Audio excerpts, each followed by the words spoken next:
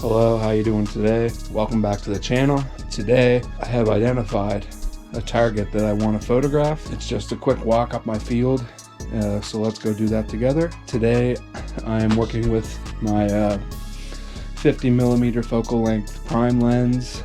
I'm going to show you a video of it right now before we get going. So without further ado, make sure you hit like and subscribe, and let's go take some photographs.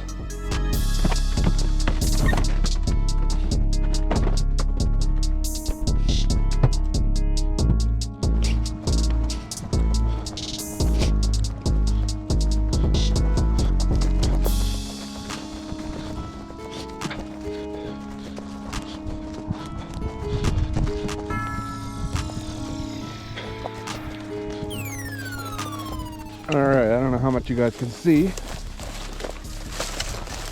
but by the way, this is my uncle's property and I have permission. Don't be going on to property that you don't have permission to be on. Alright, as you can see, my uncle has this old horse trailer here that I want to photograph with that barn in the background. So let me get at it and I'll set up. Alright, the light isn't quite as good as I thought it was going to be or hoped it was going to be, so I might have to wait to come back to that one later. But I think we can get a picture of this. Another old trailer. Yeah. Yeah, it looks pretty cool there. So we'll deal with this for now. You guys see this? So my settings, we're going to go F11. We'll expose to the left to make sure we get everything. And as for focus, I have the zone on, and I'm going to put it basically right in the middle of the frame, maybe centered a little over the lower half of the frame, and 1/60th of a second shutter speed with ISO 100. And let's take the picture, and I'll come back and get that horse trailer later, and I'll bring you guys along. Getting some nice focus spots right on the trailer there. Perfect. Alright, let's go back and edit that, and we'll get the other shot later, and I'll edit it with you too. Alright, I did find an angle that I semi-like. It's not the best, but I do like it.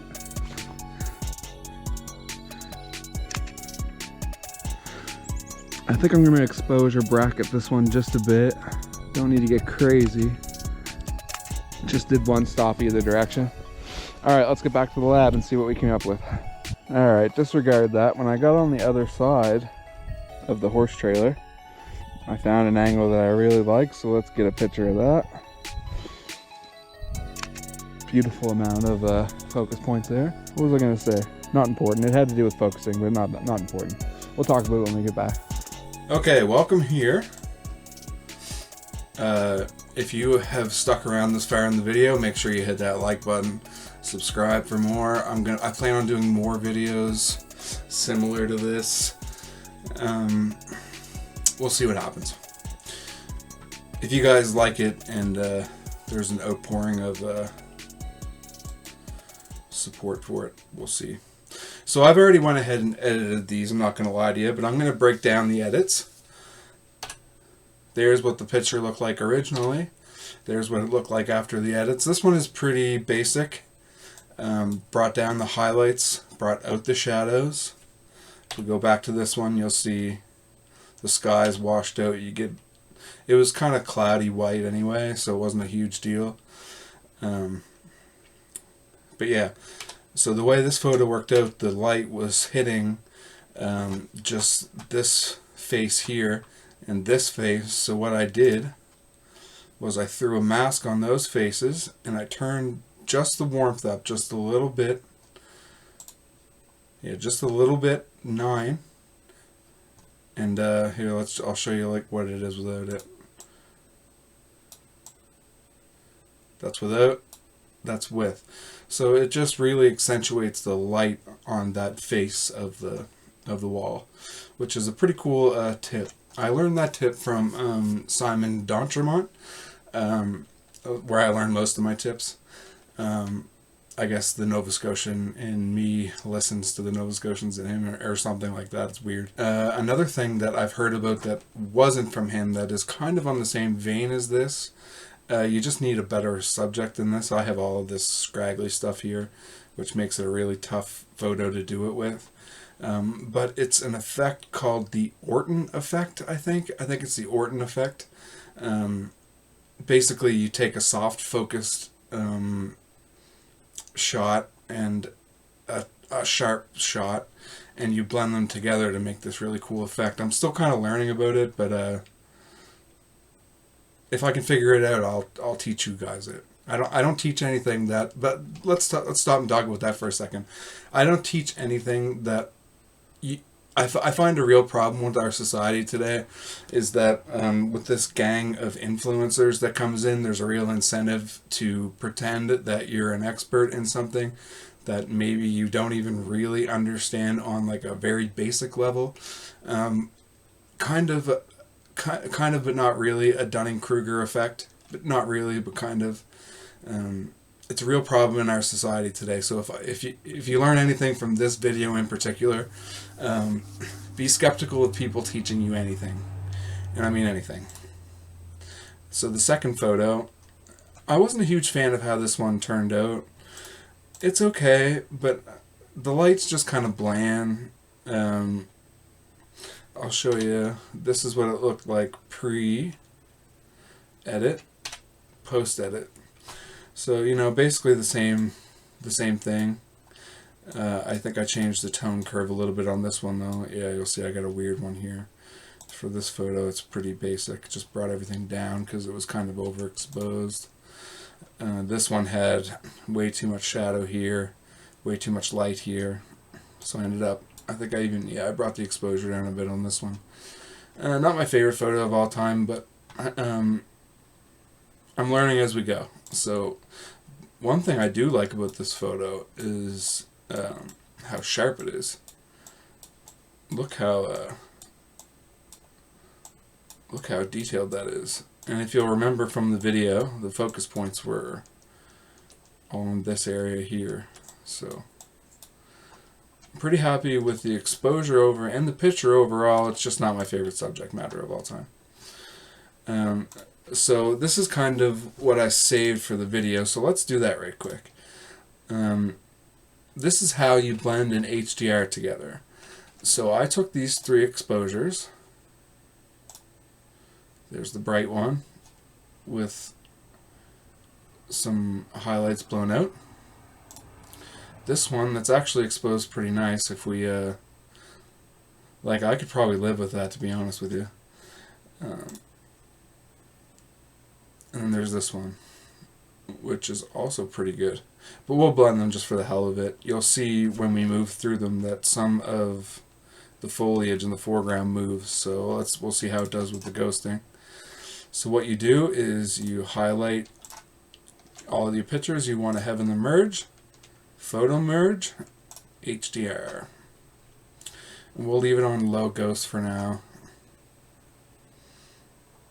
And we'll show the ghost overlay. We might as well let it create a stack too. What you'll see here is, yeah, lots of movement here. The great thing about Lightroom is it does a really good job of this. So if you don't show it, and we'll do the auto settings, it still looks really good. So I think I'm good with low. We'll merge it. This isn't going to be like the picture of picture isn't winning any awards anyway, so let's not worry too much about it. It kind of turned out very similar to this one, where I cropped this one down, and as you'll see up here, it's just finishing up. But yeah, I ended up cropping this one down too, by the way, just cropped at the edge of it. Got some useless space, my uncle's house, out of it. Alright, our stack is done. I think this is the HDR.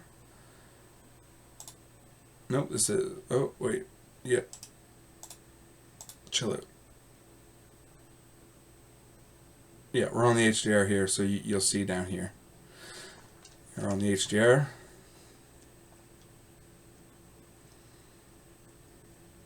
And we're going to apply that preset that I made for this. we're a little bit twisty, so let's see if this works.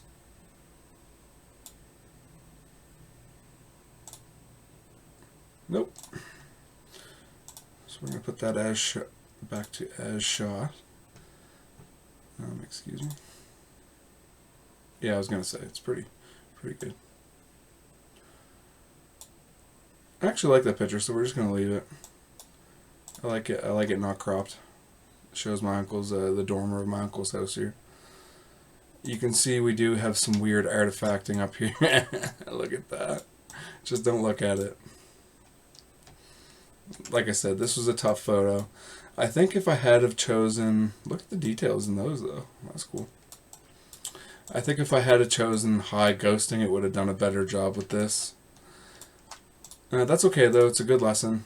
Stuff like this is always a lesson, guys. I can pretty safely delete that picture, though. I think this exposure actually turned out pretty good overall. I mean, that's a pretty nice photograph, right?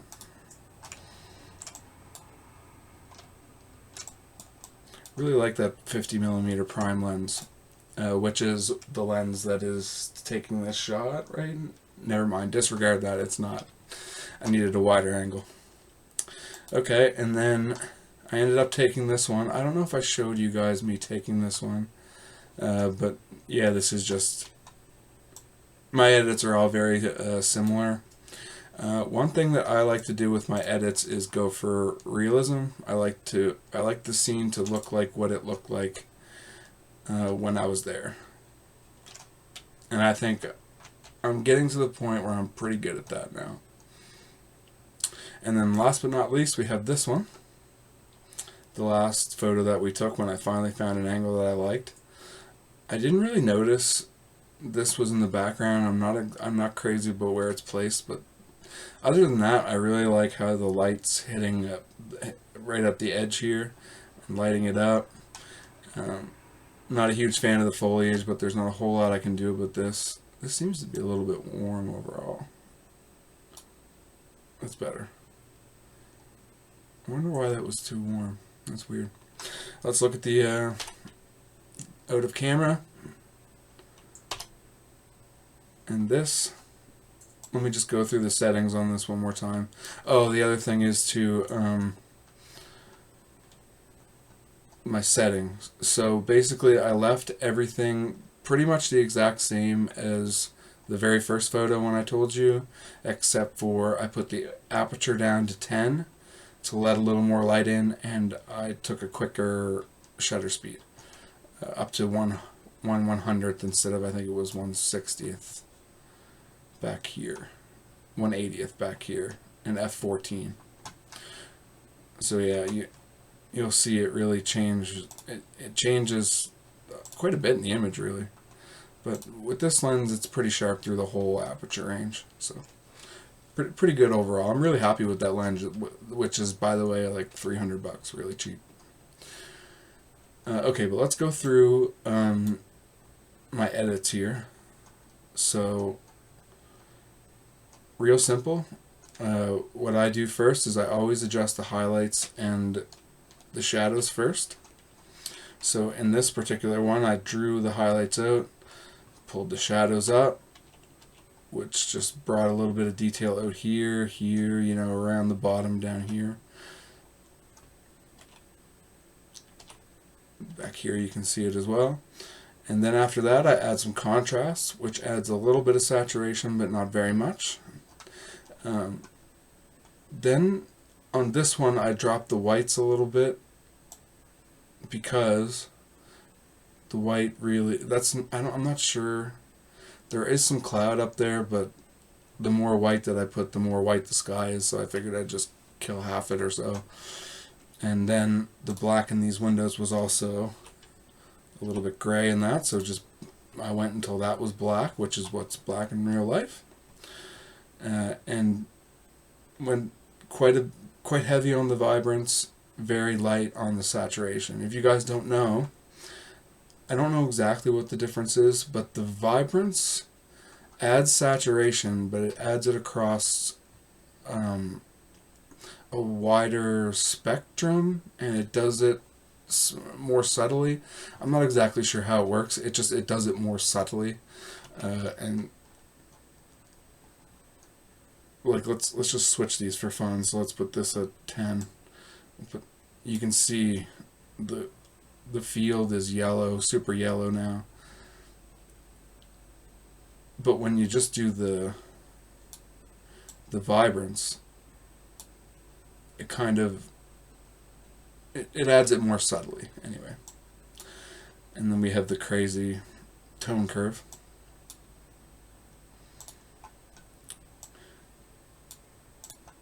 And I also color grade every photo. This is where you can get creative if you want to, I don't know, like if you wanted to change the sky, the color of the sky, or the color of the foreground or background, you can do it with that tool.